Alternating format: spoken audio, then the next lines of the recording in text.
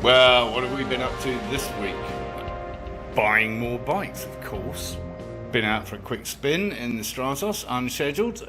Just happened to see a Cars and Coffee down in Sedona and went along to see what it was all about.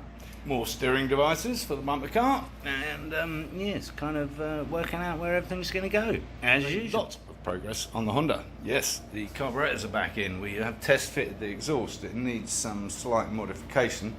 We have the rear lights in place and unveiled.